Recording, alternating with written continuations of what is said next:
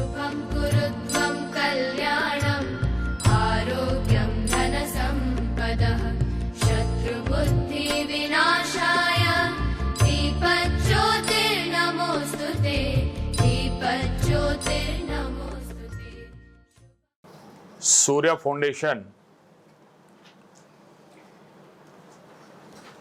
के चेयरमैन पद्मश्री जयप्रकाश अग्रवाल जी, इनके मार्गदर्शन में शिक्षा, स्वास्थ्य, ग्रामीण विकास, व्यक्तित्व विकास, ऐसा विभिन्न प्रकार के एक्टिविटी है। उसमें एजुकेशन एक हमारा पार्ट है। तो सूर्य भारती ऑर्गेनाइजेशन जो सूर्य फाउंडेशन का ही एक अभिन्न अंग है, इसके माध्यम से मुझे लगता है 25 साल पहले से ही एजुकेशन के ऊपर एक काम शुरू हुआ था, थिंक टैंक के माध्यम से। आज के डेट में इस सूर्य फाउंडेशन के एजुकेशन के काम को देखते ही मुकेश त्रिपाठी जी, वो स्वयं मुझे लगता है 15-16 साल के होंगे। यानी उस लड़के को भी पता नहीं था कि एजुकेशन क्या होता है, एजुकेशन का महत्व क्या है जीवन में। और उस समय से मुकेश त्रिपाठी जी इस शिक्षा के कार्य से जुड़े हुए हैं। आज उनकी उम्र मुझे लगता है 40-45 हुआ होगा। एजुकेशन ये फंडामेंटल राइट है हर व्यक्ति के लिए, समाज के हर व्यक्ति के लिए फंडामेंटल राइट है।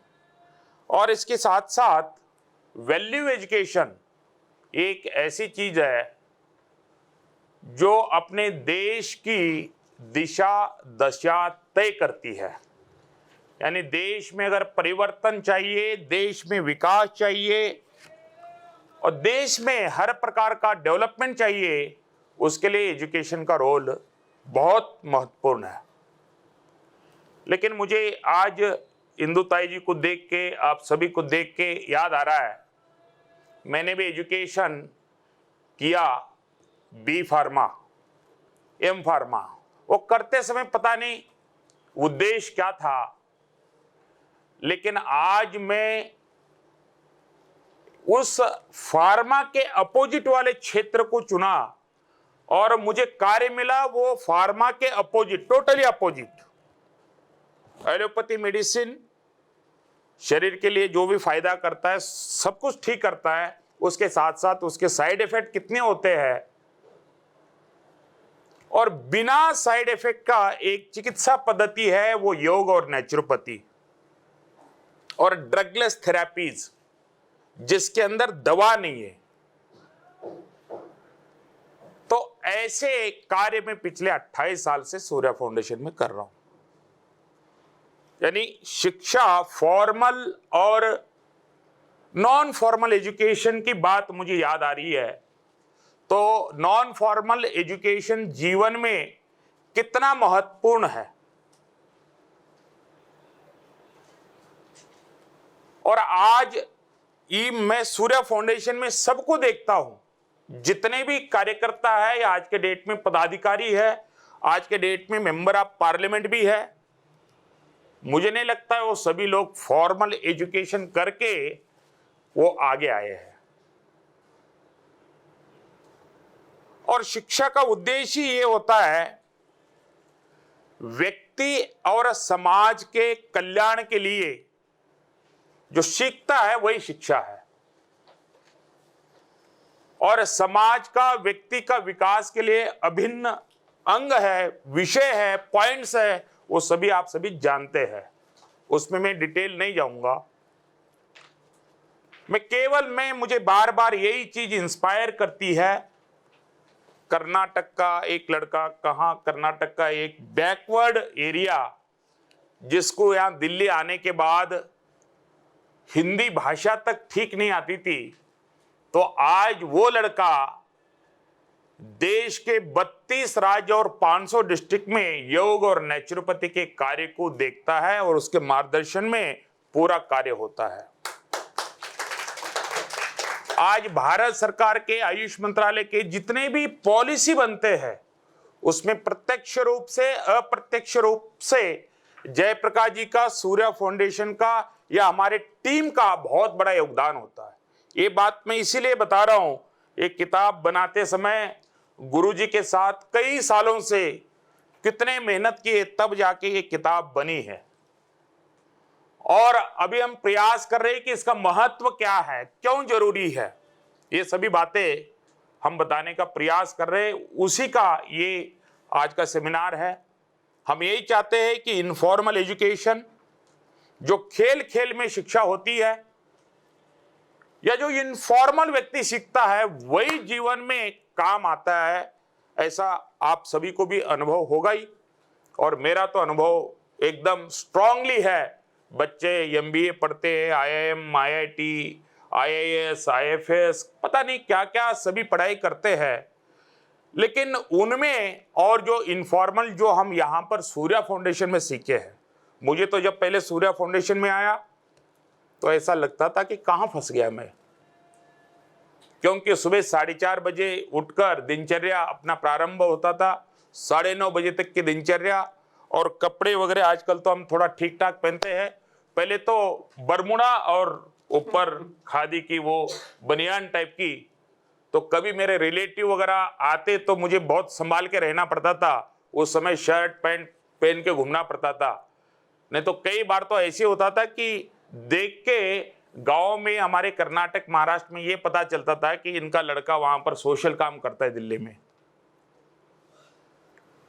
ये सभी वैल्यू एजुकेशन के माध्यम से ही व्यक्ति के अंदर इतने सभी परिवर्तन और अच्छे आ सकते हैं।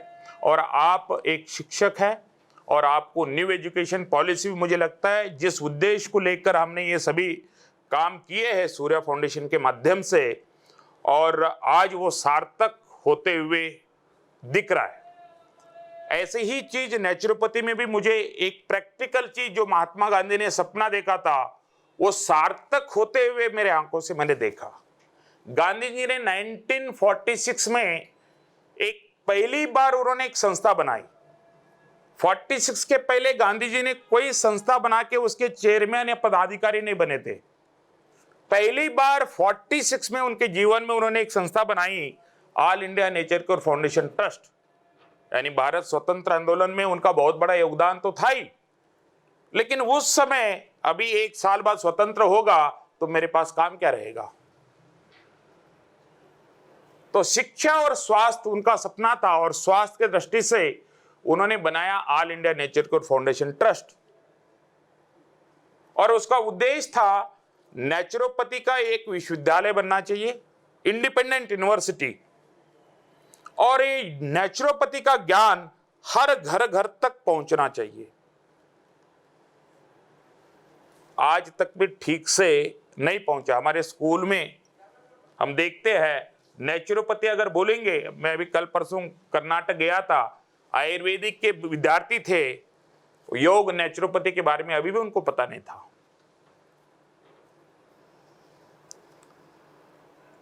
तो इसके माध्यम से गांधी जी ने जो सपना देखा 46 में, और मुझे लगता है वो सपना जो जो उनके ऑब्जेक्टिव थे ट्रस्ट डीड में, वो सभी को कंप्लीट किया ये नरेंद्र भाई मोदी सरकार ने। उन्होंने उसी स्थान पर 400 करोड़ का नेचुरोपैथी का हॉस्पिटल बनाया।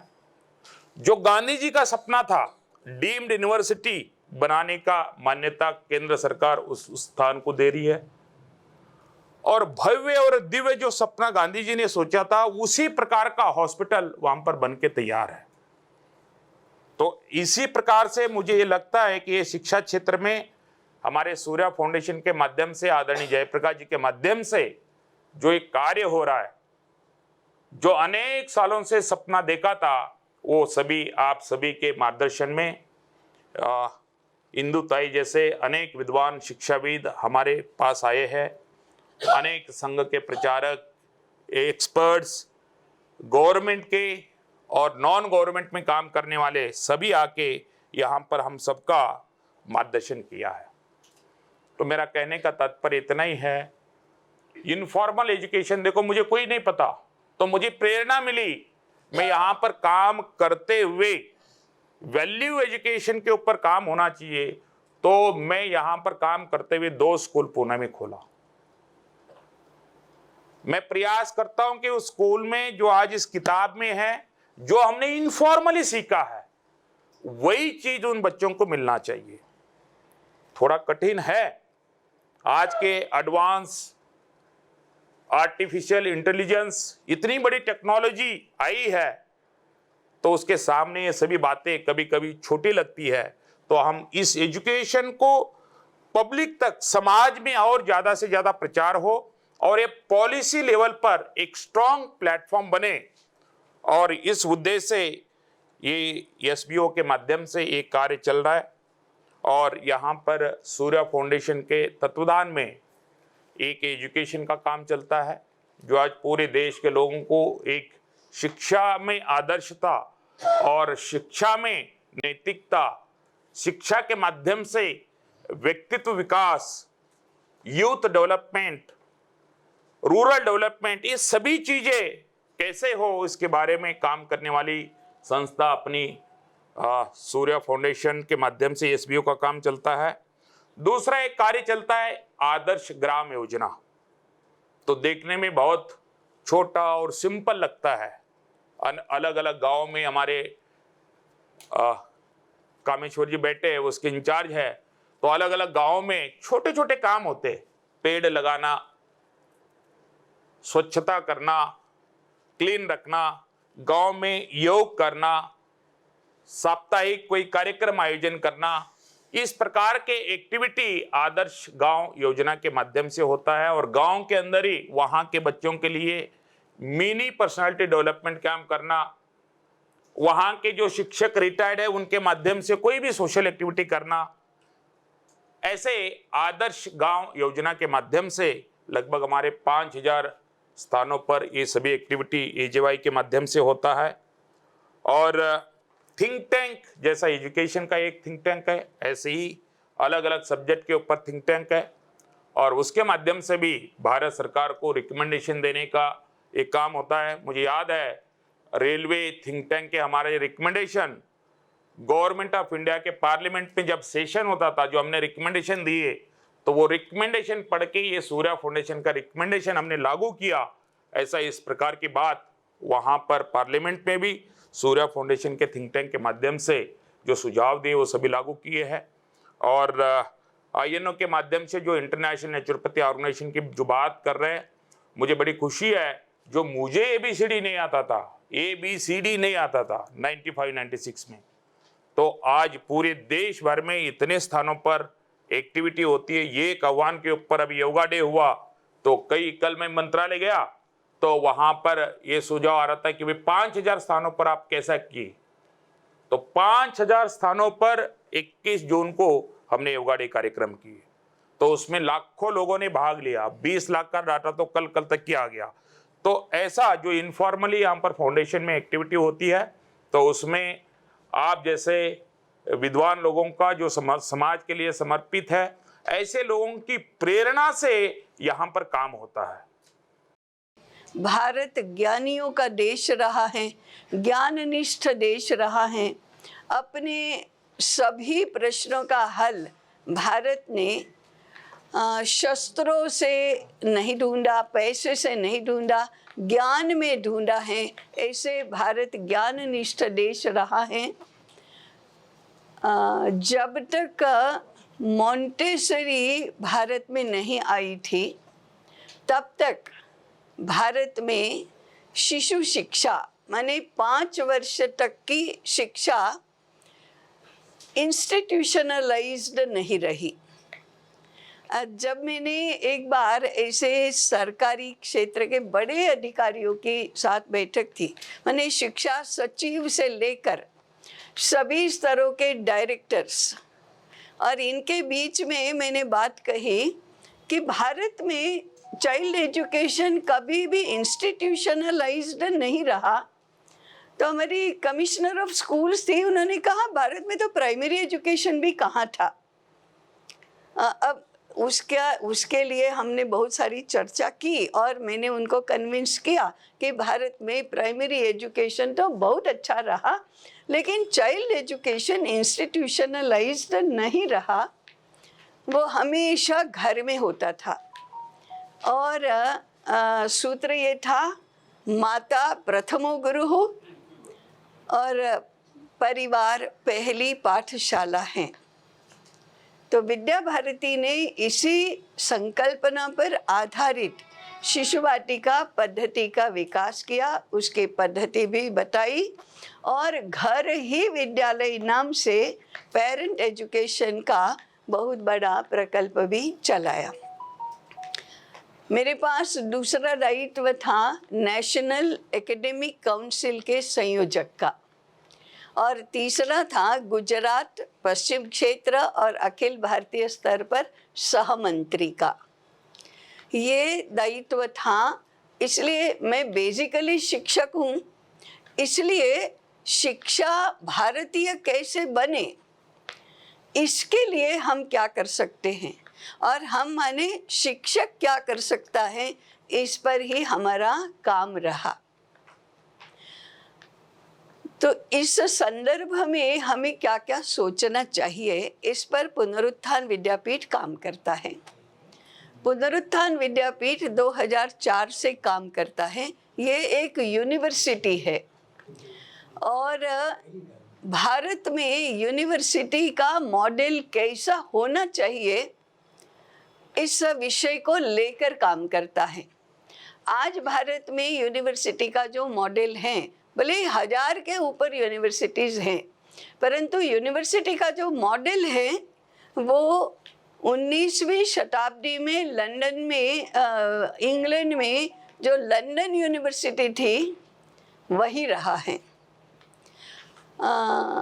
ये बातें हमको जाननी चाहिए, क्योंकि हम भले ही शिक्षक हों और हमारे हाथ में शिक्षा के बारे में कोई भी व्यवस्था करना हमारे दायित्व में क्या, हमारे अधिकार में आता ही नहीं है।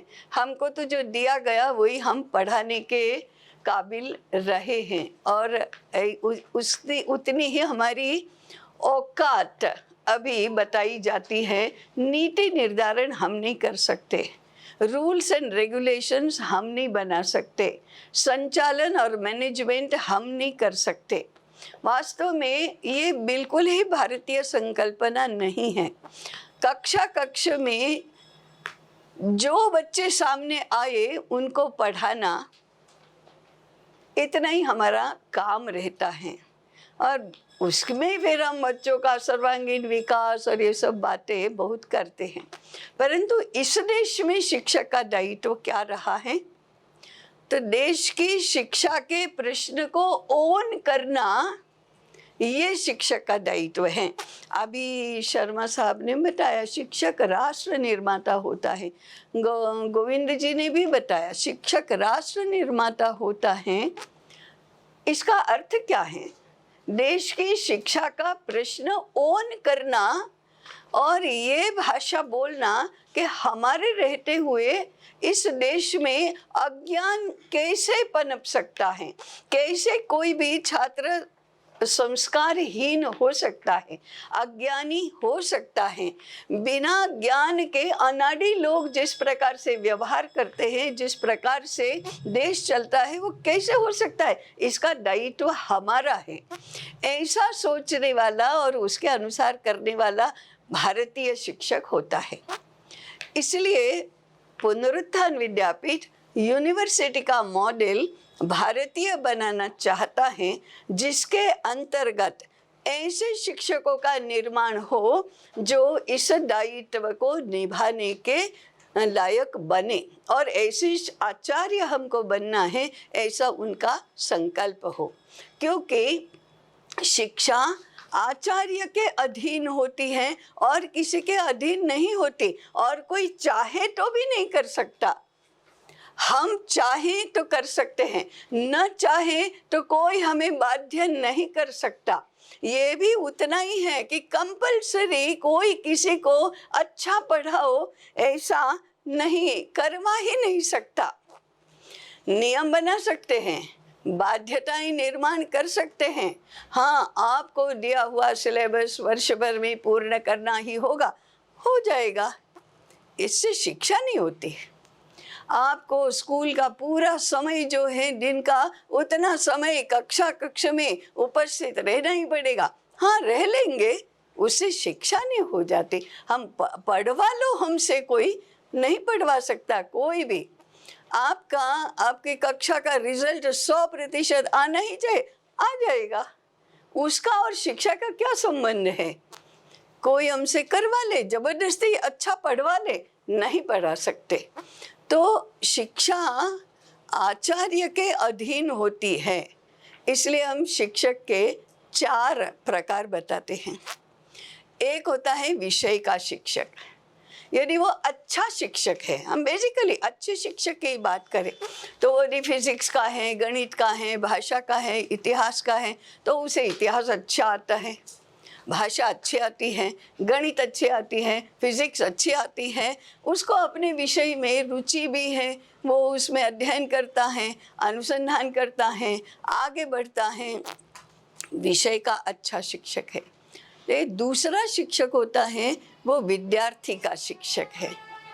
अपने छात्र को जानना, पहचानना, उसकी मर्यादाएं क्या हैं, उसकी क्षमताएं क्या हैं, उसकी आवश्यकताएं क्या हैं, उसके पार्श्वभूमि क्या है, ये सब वह जानता है और ये भविष्य में क्या बन सकता है ये जानता है, और उसके अनुसार अपनी अध्यापन पद्धति बदलता है या उसके अनुसार करता है। वो तो छात्र का शिक्षक है। छात्र का हमेशा भला हो ऐसी उसके हृदय की इच्छा होती है, और मेरे से सवाया यह होना चाहिए, ये भी उसकी इच्छा होती है। तीसरा होता है राष्ट्रीय शिक्षक, ये उससे भी बढ़कर है। मेरा देश, मेरा राष्ट्र, उसकी जीवन दृष्टि क्या है, भारत की पहचान विश्व में क्या है, आज जो है वो नहीं।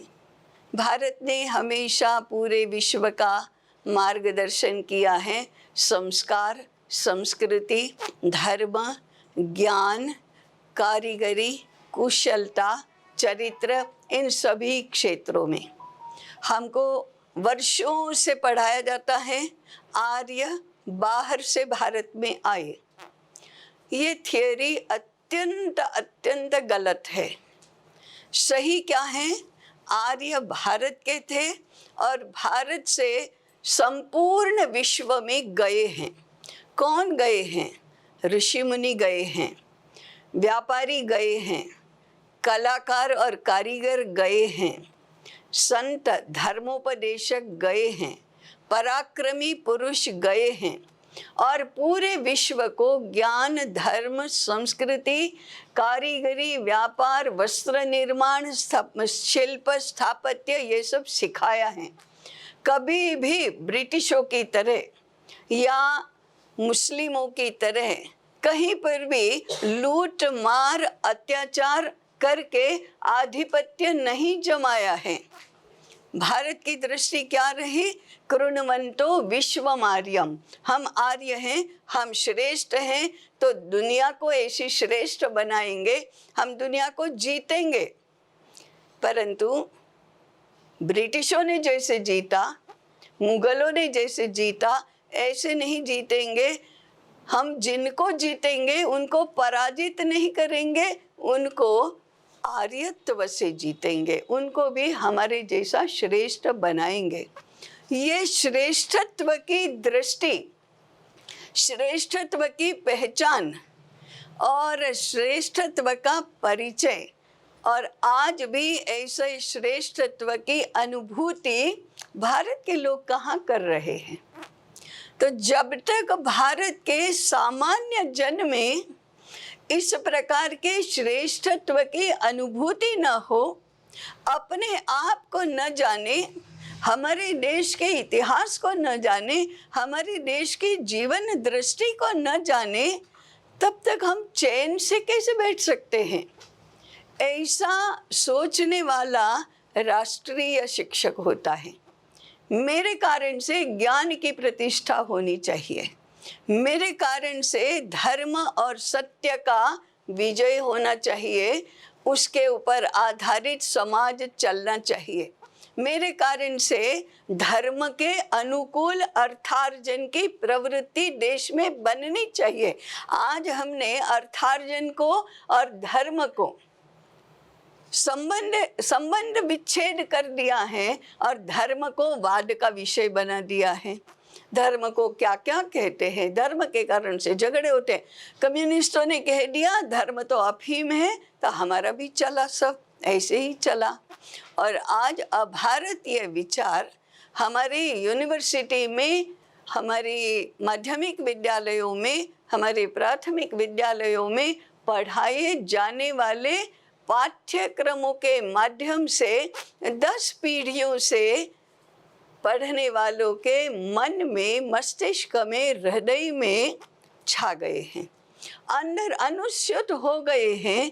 ऐसा हमारा अंदर बाहर सब अभारतीय विचार जो प्रतिष्ठित हो गया है, उससे पूर्ण समाज को बाहर निकालने वाला, मुक्त करने वाला शिक्षक होता है, उसको राष्ट्रीय शिक्षक कहते हैं। आज विषय के शिक्षक तो बहुत मिल जाते हैं, क्योंकि भारत को तो भगवान ने इननेट बुद्धि तो दी है, इसलिए हम बहुत विद्वान ऐसे लोग तो निर्माण करते ही हैं जो हर विषय को अच्छी तरह से जानते हैं। छात्र को प्रेम करने वाले भी मिल जाते हैं, परंतु राष्ट्रीय शिक्षक की बहुत बड़ी कमी है। हम जानते ही नहीं, हमारे देश के बारे में हम जानते ही नहीं। क्यों नहीं जानते? क्योंकि टेक्स्ट बुक में ऐसा पढ़ाया ही नहीं जाता। मुझे अभी वो सामने दृश्य दिखता है। 6ठी 7वीं में पढ़ते थे, वो इतिहास के पुस्तक में ऐसा एक पाठ आता था, आर्यों का आगमन, और वो उसमें चित्र भी होता था। आर्यों का वर्णन क्या, ऊंचे हैं, गोरे हैं, सशक्त हैं, बलवान हैं। वो घोड़े पर बैठकर खैबर घाट से और पूर्व पश्चिमोत्तर दिशा से बाहर से आ रहे हैं। और फिर गंगा यमुना के प्रदेश में पहले वहाँ से द्रविड़ों को भगा दिया नीचे दक्षिण में, फिर सप्त सिंधु के प्रदेश में, फिर गंगा यमुना के प्रदेश में। ये हमारे बुद्धि में, मन में अभी भी अंकित है। ऐसी हजारों बातें हमारे मनो मस्तिष्क में अंकित हैं। हम अर्थशास्त्र पढ़ते थे तो उस समय देशों की श्रेणियां होती थी, विकसित देश, अल्प विकसित देश और अविकसित देश। इस परिभाषा को उन्होंने जरा और दया करके बदल दिया। हम अल्प विकसित को अल्प विकसित नहीं कहेंगे, विकासशील देश ऐसा कहेंगे। तो फिर ये श्रेणियां कैसे बनी? तो हमारी एक अर्थशास्त्र की ट्रेन में हम प्रवास कर रहे थे, तो वो अर्थशास्त्र की प्राध्यापिका समझा रही थी, देखो हमारे पास एक ही अमरूद है और घर में यदि 4 बच्चे हैं तो इतना छोटा छोटा टुकड़ा ही सबको आएगा, लेकिन एक ही बच्चा है तो पूरा का पूरा अमरूद एक को ही मिलेगा, इसलिए बच्चे कम होने चाहिए। ये भारत की दृष्टि नहीं है, भारत की दृष्टि नहीं है। जनसंख्या भारत की समस्या ही नहीं रही है, वो तो एसेट रही है, क्योंकि भारत तो हमेशा मानता है कि एक व्यक्ति का जन्म होता है तो खाने वाला मुख नहीं बढ़ता, काम करने वाले 2 हाथ बढ़ते हैं, और काम करने से उत्पादन होता है, हाथ से काम करने से उत्पादन होता है, और मिल बांट कर खाने से सुख, सौमनस्य, सौहार्द और अच्छे संबंध, तो प्रेम, सुरक्षा आदि बढ़ता है। जनसंख्या कब से ये समस्या हो गई? जब ये अर्थ केंद्रीय दृष्टि आई तब से। तो अल्प विकसित भारत को अल्प विकसित कहा, विकासशील देश कहा। किसने कहा? अमेरिका ने कहा। Why don't you say no to America? हम इसको नहीं अविकसित कहते, अल्प विकसित कहते, हम इसको नहीं विकसित कहते। भारत अगर ऐसी ही परिभाषाएं स्वीकार करता रहा तो हमारे एक अर्थशास्त्र और पर्यावरण और संस्कृति, इन तीनों विषयों का मेल करके काम करने वाले कार्यकर्ता ने उदाहरण दिया। मैं आपको इसलिए कह रही हूँ कि ये हम लोगों को लागू है, इसलिए कह रही हूँ। समझो हम अच्छी बढ़िया कार में यात्रा कर रहे हैं और भारी एक्सीडेंट हो गया, हमारी कार को बहुत नुकसान हुआ, मुझे भी बहुत चोट लगी, मुझे हॉस्पिटल में भर्ती करना पड़ा। तो हॉस्पिटल की इनकम तो बढ़ी, मेरी कार को बहुत इतना नुकसान हुआ कि मुझे वो कार फेंक देनी पड़ी और नई कार खरीदनी पड़ी। तो कार की कंपनी की इनकम तो बढ़ी और बीमा कंपनी की भी इनकम तो बढ़ी। तो फिर समीकरण क्या बनता है? जहाँ गंभीर स्वरूप के एक्सीडेंट्स होते हैं वहाँ जीडीपी बढ़ता है, और जीडीपी बढ़ता है तो देश विकास की दिशा में आगे बढ़ता है। क्या एक्सीडेंट्स होना, अधिक एक्सीडेंट्स होना ये पैरामीटर है क्या? नहीं है। 10,000 की जनसंख्या पर एक हॉस्पिटल, ये तो विकास की निशानी नहीं है। 1000 की जनसंख्या पर एक, माने विकास का पैमाना है। अभी बताया ना कि नानाजी देशमुख का उदाहरण दिया, डॉक्टर की आवश्यकता ही न पड़े वो स्वस्थ समाज है। और जितने हॉस्पिटल्स अधिक, जितने डॉक्टर्स अधिक, जितने फार्मा कंपनीज अधिक, जितनी दवाइयों का व्यापार अधिक, मार्केट अधिक, जितने मेडिकल कॉलेज अधिक, उतना समाज रोगी है। समाज रोगी है, बीमार है। ये विकास का पैमाना कैसे हुआ? केवल पैसे बढ़े माने क्या? इनसे इनको गए, इनसे इनको गए, इनसे इनको गए। वो बेसिकली कहाँ बढ़े हैं? बेसिकली तो बढ़े नहीं कहीं पर भी, केवल हेराफेरी, पैसों के हेराफेरी। ये विकास का पैमाना हो कैसे सकता है? आपको कभी भी दवाई खानी नहीं पड़ती है, वही विकास का पैमाना है। वह स्वास्थ्य है, मानसिक स्वास्थ्य, जहाँ एक भी पागल खाना नहीं है, वो विकास का पैमाना है। अमेरिका में पागल खाने सबसे ज्यादा हैं और हम कहते हैं नंबर 1। किसमें नंबर 1? पागलों का देश नंबर 1। पागलों की जनसंख्या ज़्यादा है और पागलों का इलाज करने वाले डॉक्टर ज़्यादा हैं, और ऐसी साइकोलॉजी जो उत्तेजनाओं को बढ़ाए और मन की इच्छाएं पूरी करने के लिए हर प्रकार का प्रयास वाजिब है, ये पढ़ाने वाला वो सुसंस्कृत कैसे हो सकता है? अभी अनंत जी ने योग की बात कही। योग कहता है इसको विकास नहीं कहते। आप मन संयम नहीं कर सकते, उत्तेजनाओं को शांत नहीं कर सकते, एकाग्रता नहीं कर सकते, मन की शक्ति से इंद्रियों को वश में नहीं कर सकते, और इसके परिणाम स्वरूप आप शरीर को स्वस्थ रखते हैं, कभी भी बीमार नहीं पड़ते, एक पैसा भी नहीं चाहिए, कोई भी दवाई नहीं चाहिए, इसको विकसित देश कहेंगे। लेकिन तो फिर मेडिकल कॉलेजेस ज़्यादा नहीं होंगी, तो फिर हॉस्पिटल्स ज़्यादा नहीं होंगी, तो एक्सीडेंट्स ज़्यादा नहीं होंगे। पर्यावरण की आज की सारी समस्याएं पंचमहाभूतों के शोषण के कारण से हैं, और पंचमहाभूतों का शोषण मनुष्य के स्वार्थ, लोभ और लालच के कारण से है। तो फिर हम लोभ और लालच को कम करो और प्रदूषण कम करो, ऐसा सिखाने के स्थान पर जिन कारणों से प्रदूषण बढ़ता है उन्हीं कारणों को सिखा रहे हैं, बढ़ा रहे हैं। ये कौन देखेगा? इस पर कौन विचार करेगा? ये विचार करने का काम शिक्षक का है। ये विचार यूनिवर्सिटी में होना चाहिए। तो आपके अर्थशास्त्र के पाठ्यक्रम बदलने पड़ेंगे, आपके धर्म का विषय बदलना पड़ेगा, साइकोलॉजी का स्वरूप और संकल्पना बदलनी पड़ेगी।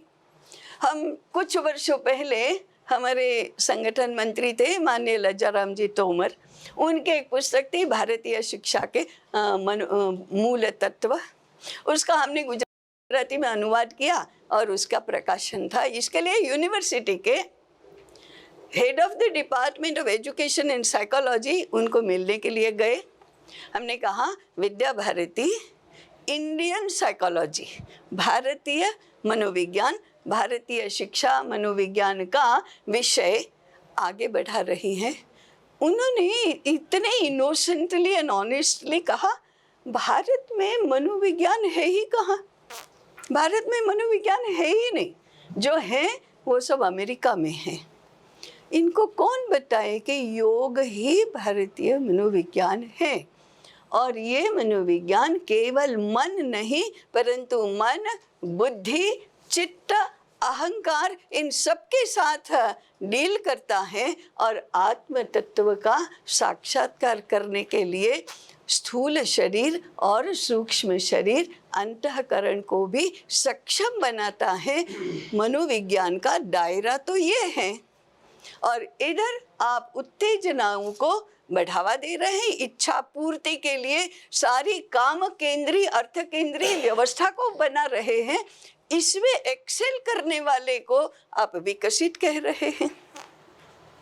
दुनिया भटक रही है और संकटों में है, इसका कारण यूनिवर्सिटी है, क्योंकि उसमें ही 10 पीढ़ियों से ऐसा पढ़ाया जाता रहा है।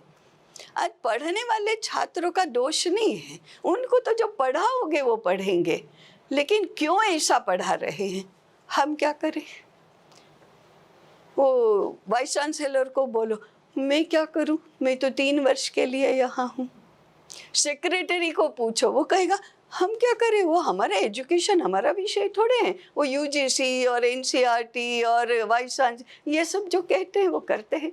कोई ओन करने के लिए तैयार नहीं है। इस स्थिति में हुआ क्या है, university is the epicentre of all cultural calamities in India, not only in India, in the world. क्योंकि ज्ञान में ही सबका उत्तर है। पुनरुत्थान विद्यापीठ इसको ओन करना चाहता है कि ओन करो, हमें उत्तर देना पड़ेगा, तो अर्थशास्त्र बदलना पड़ेगा। यूनिवर्सिटी केवल हायर एजुकेशन का विषय नहीं रहना चाहिए, उसने ठेठ नीचे तक आकर इसका उत्तर खोजना चाहिए। नहीं तो इस देश को ओन कौन करेगा? क्या पॉलिटिक्स इस देश को ओन करेगा? क्या कॉरपोरेट सेक्टर इस देश को ओन करेगा? नहीं, इस देश को ओन करेगा ज्ञान के क्षेत्र में काम करने वाले लोग, और इसलिए हम और आप ओन करेंगे। तो पुनरुत्थान विद्यापीठ चाहता है कि हम सब राष्ट्रीय शिक्षक बने। हम जो भी विषय पढ़ा रहे हैं उसका भारतीय स्वरूप क्या है, इसका विचार करें। भौतिक विज्ञान आज विश्व सारा भौतिक विज्ञान को मापदंड बनाकर चलता है। भौतिक विज्ञान को ये विज्ञान कहता है नहीं, विज्ञानमय कोश में बुद्धि केंद्र में है। तस्य श्रद्धैव शिरः, श्रद्धा और विज्ञान एक साथ जाते हैं, श्रद्धा और ऋत एक साथ जाते हैं, श्रद्धा और सत्य एक साथ जाते हैं। और तस्य श्रद्धैव शिरः सत्यम दक्षिणः पक्षः ऋतं उत्तरः पक्षः ब्रह्म पुच्छम प्रतिष्ठा योग आत्मा। इस रूप में हमको अपने विषयों को समझना चाहिए और फिर ऊपर से लेकर नीचे तक एक कोहेरेंट ऐसा बनना चाहिए। जुड़ा क्या है इससे? मुझे इन पुस्तकों का स्वरूप जो वर्णन किया वो बहुत अच्छा लगा है। इस धरती पर एनसीईआरटी नहीं बना सकती, इस धरती पर यूजीसी नहीं बना सकती, इस धरती पर कोई यूनिवर्सिटी का कोई डिपार्टमेंट नहीं बना सकता। मैं दावे के साथ कहती हूँ कि आउट ऑफ द यूनिवर्सिटी, इन्होंने भी कहा आउट ऑफ द एनसीईआरटी ये सब बना है, आउट विद इन नहीं बनता। अभी नई शिक्षा नीति में हम तो भले ही सही हो गलत हो इरादा हो ना इरादा, हम इसको नेशनल एजुकेशन पॉलिसी कहते हैं, परंतु बहुत बड़ा वर्ग तो इसको न्यू एजुकेशन पॉलिसी ही कहता है। अब NEP का हो तो दोनों संभल जाते हैं, वो एक अलग बात है। परंतु उसमें प्री प्राइमरी और अर्ली प्राइमरी 3 से 8 वर्ष का पाठ्यक्रम और पाठ्य पुस्तकें मानी टीचिंग लर्निंग मटेरियल बनाने के लिए पुनरुत्थान और विद्या भारती मिलकर एक समग्र विकास प्रतिमान का जो प्रयोग चल रहा है, उसके प्रमुख लोगों को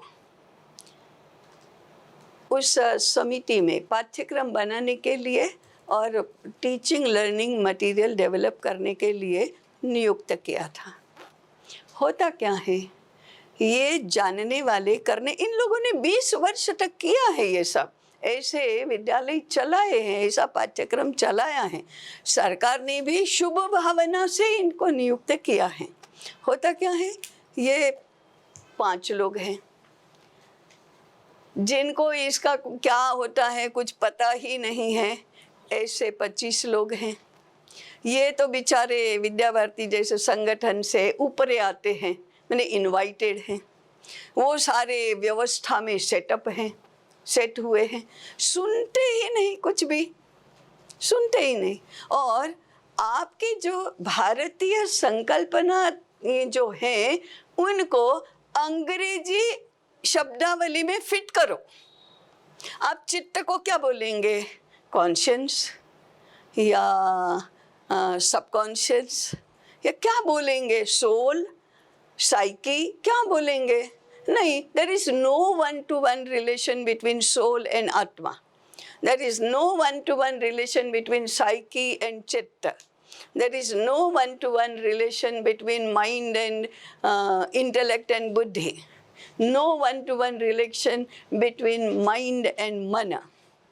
तो फिर ये भारतीय शब्दावली और उसका जो वर्णन है और उसके आधार पर बनाया हुआ पाठ्यक्रम है, इनकी समझ में ही नहीं आता, क्योंकि उनको भारतीय शब्दों से, शब्दावली से, संकल्पनाओं से पहले तो एलर्जी है और दूसरा परिचय नहीं है, कुछ भी अध्ययन किया नहीं है, न योग में किया है, न दर्शन में किया है, न भौतिक विज्ञान में किया है। भारतीय भौतिक विज्ञान का अध्ययन नहीं है, तो फिर वो मन बुद्धि अहंकार चित्त को स्वीकार ही नहीं कर पाते और हम उनके सोल में आत्मा को फिट नहीं कर सकते, करना भी नहीं चाहिए, क्योंकि आत्मा शब्द संकल्पना भारत को छोड़कर और कहीं है ही नहीं, तो उनको बेचारे को नहीं समझ में आता, वो तो हम समझ सकते हैं, लेकिन नहीं समझ में आता वही तुम करो, ऐसा भी होता है। तो हमने पुनरुत्थान विद्यापीठ ने तय किया है सरकार में नहीं जाना, और मुझे मालूम है यहाँ सब लोग बैठे हैं वो तो सरकारी करते हैं, तो मैं बड़ी मिसफिट हूँ यहाँ, ये तो बात है, लेकिन मिसफिट हूँ तो क्या हो गया, मैं भारतीय हूँ, भारतीय शिक्षक हूँ, राष्ट्रीय शिक्षक हूँ, इसलिए हम लोगों को भी इस पर विचार तो करना ही पड़ेगा। आज नहीं तो कल इसका विचार किए बिना और इसका साहस जुटाए बिना शिक्षा का कुछ भी होगा नहीं। हम ज्ञान की सेवा नहीं कर सकते, हम राष्ट्र की सेवा नहीं कर सकते, हम समाज का भला तो नहीं कर सकते। तो मैं जो कह रही थी कि ये इन्होंने भी कहा ना, शिक्षा नीतियाँ कितनी आई और गई, ये भी आई और गई हो जाएगी, और 10 वर्ष के बाद और कोई दूसरी शिक्षा नीति आएगी। शिक्षा तो वही की वही है और कुछ नहीं हो रहा है। इसलिए आवश्यकता है स्वतंत्र स्वायत्त शिक्षा की व्यवस्था खड़ी करो और हमारी बुद्धि, हमारी राष्ट्र निष्ठा, हमारी ज्ञान निष्ठा उसमें लगाओ। SBO ये करने के लायक है क्योंकि वो सरकारी नहीं है, तो फिर सरकार को SBO के अनुकूल बनाओ, एसबीओ सरकार के अनुकूल नहीं बनेगा। इतना एकमात्र परिवर्तन करो तो हो जाएगा। क्या नहीं होता? क्या मोदी है तो मुमकिन है और एसबीओ है तो मुमकिन नहीं है? क्या इस देश की विद्वत्ता, इस देश की ज्ञान निष्ठा के लिए कुछ भी मुमकिन नहीं है? हम कहानियाँ बताते हैं कि गुरुकुल में यदि राजा को आना है तो वो गुरुकुल जिस आश्रम में है उस आश्रम के दरवाजे के बाहर राज चिन्ह सारे नीचे उतारकर रथ में रखकर विनीत वेश से अंदर आओ। किसी भी इस प्रकार के समारोह में यदि प्रधानमंत्री हैं और आश्रम का कुलपति हैं तो पहले प्रधानमंत्री आएंगे, यहाँ उनके लिए खड़ा होना है, हो जाओ। लेकिन कुलपति अगर बाद में आते हैं तो राजा सहित पूरी सभा खड़ी हो जाएगी। ये भारत की व्यवस्था है। आज हमको सपने आते हैं क्या ऐसे? अरे हो प्रधानमंत्री आ गए और कुलपति का क्या है? वो तो बेचारा पॉलिटिकली अपॉइंटेड है। किसने अपॉइंट किया? किसने अपॉइंट किया? बीजेपी ने या कम्युनिस्टों ने या कांग्रेस ने।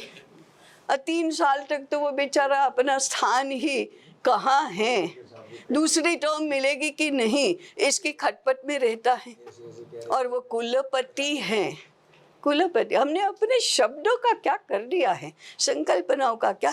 इसका पाप यहाँ बैठे हुए सभी लोगों का है। पहले इसको स्वीकार करो, बाद में और कोई भी बात करो। हमारे होते हुए शिक्षा इतनी दीनहीन ऐसी कैसे हो गई? हमारा ज्ञान क्षेत्र जो विश्व में सर्वश्रेष्ठ था और है, उसको हमने इतना दयनीय अवस्था में कैसे पहुंचा दिया? हाँ, ब्रिटिश आए, उन्होंने कोड़े मारे, उन्होंने लॉ बनाया, उन्होंने नीतियाँ बदली, उन्होंने उद्योगों का नाश किया, उन्होंने विद्यालयों का नाश कर दिया, वो सब कर दिया। वो तो शत्रु था, वो भी अनाड़ी था। भारत के 2 राजा यदि एक दूसरे के साथ लड़ाई करेंगे तो वो तो धर्म युद्ध होगा तो भी। लेकिन वो तो आए थे ऐसी संस्कृति से या ऐसी व्यवस्था से जहाँ उनको ये ज्ञान क्या होता है, संस्कृति क्या होती है, पता ही नहीं है। उन्होंने जोर जुलम करके सब नाश कर दिया सबका, तो ठीक है, उसने कर दिया, हमने मार खा भी लिया। अब क्या है? अब क्या है? अब तो उन्होंने जो नष्ट कर दिया उसकी निशानियां भी दूर करो। उन्होंने जो सारा नष्ट कर दिया है उसका फिर से सर्जन करो। हमारे विद्या भवन नष्ट हो गए, ग्रंथ नष्ट हो गए, लेकिन ज्ञान तो मस्तिष्क में और हृदय में है, उसको नष्ट कैसे कर सकते हैं? वो तो नष्ट नहीं होता। तो फिर ज्ञान के आधार पर, भारतीय ज्ञान के आधार पर पुनः एक नए राष्ट्र का, भारत नाम के राष्ट्र का निर्माण करना, ये हमारा दायित्व है। और पुनरुत्थान विद्यापीठ उसके लिए काम करता है। केवल एक बात बताकर मैं मेरी बात समाप्त करूंगी। इसके लिए एक काम करता है, विद्वानों का ध्रुवीकरण। देश भर में जो राष्ट्रीय विचारों से काम करते हैं, प्रयोग करते हैं, लेखन, भाषण, अध्ययन, अनुसंधान करते हैं, उन सब का ध्रुवीकरण करो। गोविंद राम जी ने अभी संगठन की बात करी कि एसबीओ के साथ इतने विद्यालय जुड़े हैं, ठीक बात है। ध्रुवीकरण करो, शक्ति बढ़ाओ। शक्ति के ऐसी कि इस शक्ति को पूछे बिना कोई भी सरकार कुछ भी नहीं कर सकती शिक्षा के क्षेत्र में। इसको कहते हैं संगठन की शक्ति। तो विद्वानों का ज्ञान शक्ति को संगठित करो, ध्रुवीकरण करो। दूसरा, अध्ययन, अनुसंधान, पाठ्यक्रम निर्माण, पाठ्यपुस्तकों का निर्माण, पाठन पद्धति, अध्ययन पद्धति, आचार्य निर्माण, ये सब करो।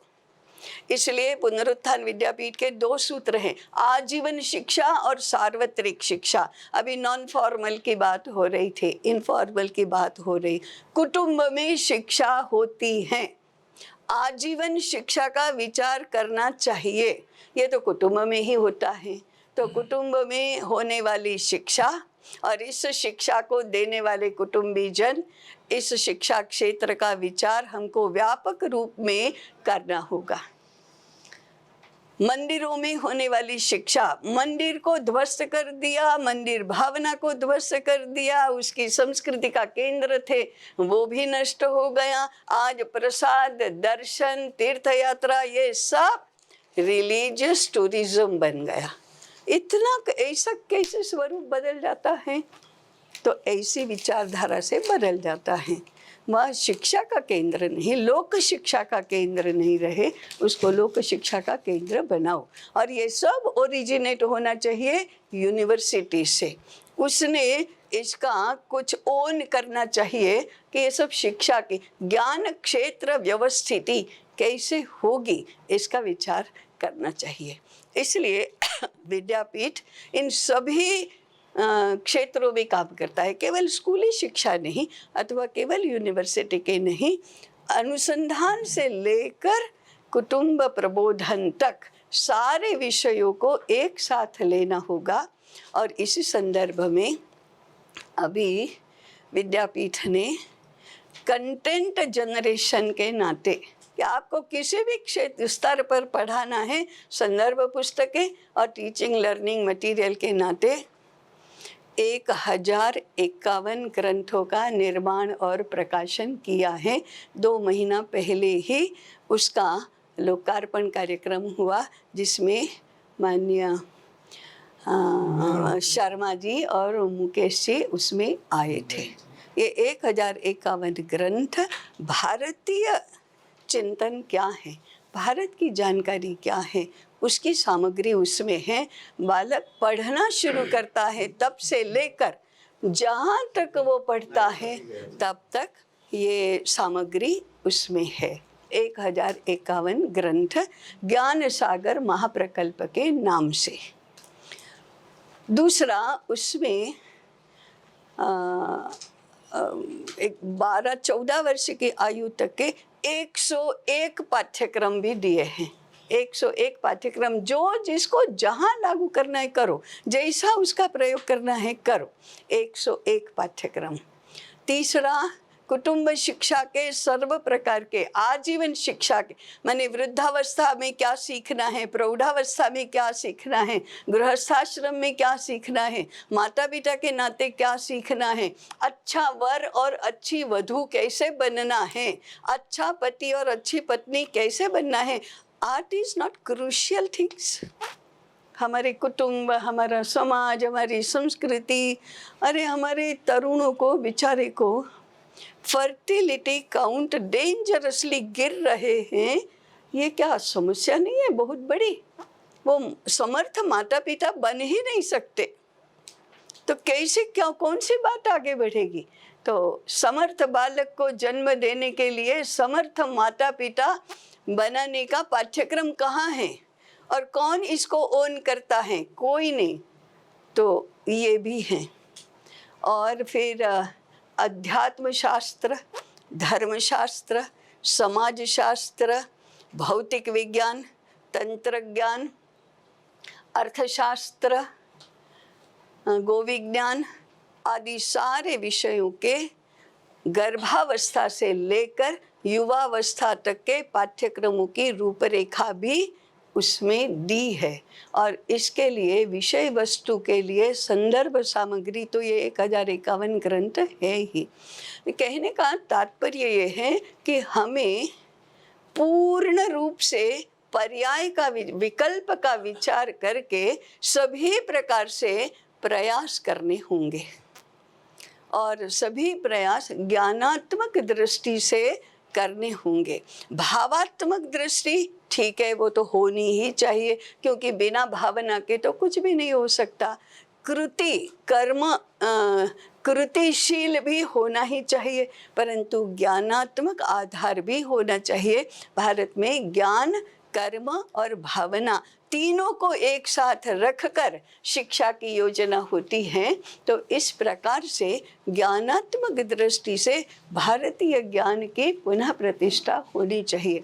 इसलिए पुनरुत्थान विद्यापीठ का सूत्र है, भारतीय ज्ञान धारा की प्रतिष्ठा विद्वज्जनों और सामान्य जनों की कृति, वाणी, मन, बुद्धि और हृदय में हो। इसलिए पुनरुत्थान विद्यापीठ शिक्षा क्षेत्र में कार्यरत है।